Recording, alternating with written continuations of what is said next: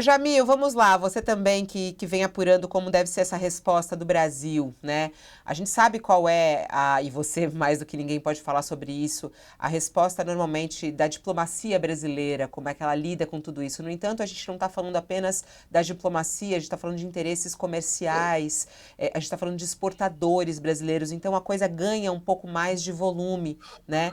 Mas, É. por outro lado, você também, desde o início desses anúncios de Trump, você fez várias reportagens falando também de alguns benefícios que o Brasil pode receber com isso, né? O alinhamento do Brasil em outros investimentos fora dos Estados Unidos. Como é que você vê a atitude do Brasil? Nesse momento é de espera, mas a partir das 5 horas da tarde, quando o anúncio vier, o que pode vir de resposta do Brasil na sua análise?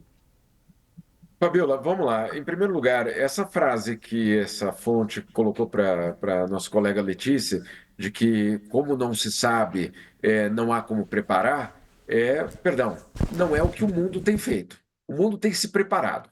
Se o Brasil está no sentido de que nós não sabemos e, portanto, não temos como nos preparar, é um erro gigantesco que o Brasil está correndo. Né? Por quê? Os europeus tampouco sabem, os canadenses tampouco sabem, os mexicanos tampouco sabem, e nem por isso estão parados, sentados, esperando o anúncio das 5 da tarde. Eles estão fazendo listas de produtos, estão fazendo levantamentos da onde afeta, onde não afeta, estão fazendo cenários. Se isso acontecer, essa é a minha resposta. Se cenário B acontecer, aquela é a minha resposta. Tem tudo sendo armado. Se o Brasil está esperando, e eu espero que não seja o caso, mas se o Brasil está esperando o anúncio das 5 da tarde para começar a trabalhar, nós estamos com um problema muito sério. Né? Então, em primeiro lugar, eu acho que, sinceramente, é o momento de se preparar para 10 cenários diferentes, para justamente poder atuar com força, com coordenação com outros países e com, eventualmente, proteção a setores que não podem ser afetados. Não adianta, como o Celso Amorim diz, então vou lá, vou retaliar os americanos. Sim, e aí você acaba perdendo. Então, não, né? Essa opção. Agora, queria lembrar uma história aqui.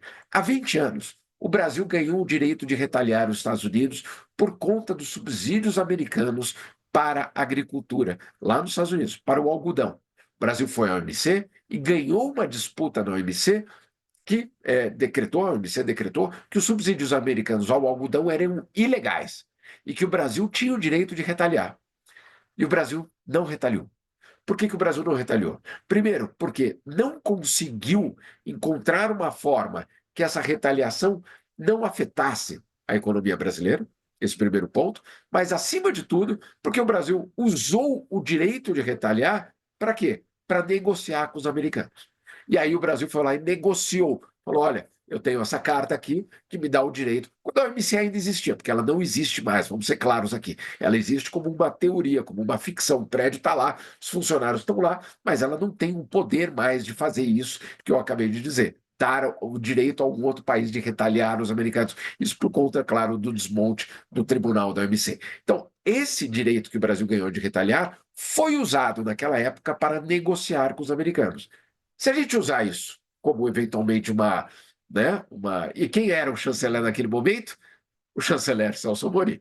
Né? Então não era um outro grupo no poder, era exatamente esse mesmo grupo, Lula presidente, Celso Amorim como chanceler. Então, se a gente usar isso como uma espécie de base, eventualmente o Brasil vai poder fazer esse caminho da negociação.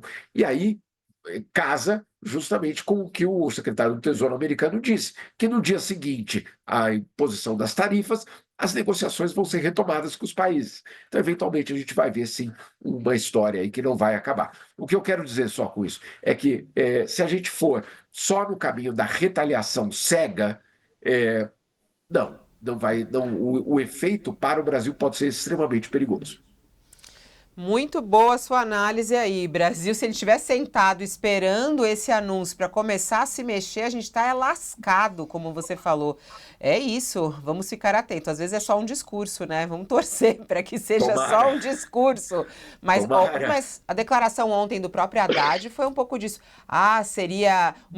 Eu receberia com muita estranheza se os Estados Unidos fizessem isso. Eu achei também ingênua essa fala do Haddad, não, Jamil? Olha, pode até acontecer que a tarifa que seja apresentada hoje seja mínima, seja algo quase só simbólica. Afinal de contas, o Brasil concede um superávit para os americanos. Os americanos têm déficit com 15 países do mundo, na verdade, muito mais. Mas 15 países do mundo geram um déficit para os americanos tremendo. O Brasil gera superávit. Então, de repente, a gente pode ver alguma coisa diferente. Mas achar que nada vai acontecer, pode até usar como discurso, Fabiola, mas o que eu espero e eu torço muito para que todos os técnicos de todos os ministérios estejam preparando diversos cenários para poder atuar. Eu estaria fazendo isso. Eu Você estaria fazendo isso. torce. Ô, Jamil, você torce, mas você acha que isso está acontecendo de É, verdade? Ô, Jamil, você acha que isso está acontecendo? É difícil saber, mas olha, eu apurei, por exemplo, que não existe uma lista, pelo menos por enquanto, uma lista de produtos que serão eventualmente retaliados. E aí, lista não precisa ser de produtos, não é borracha, pneu, carro, não é isso que eu estou dizendo. Lista de setores, né? Como o próprio Amorim disse, serviços, quais serviços? Propriedade intelectual, onde?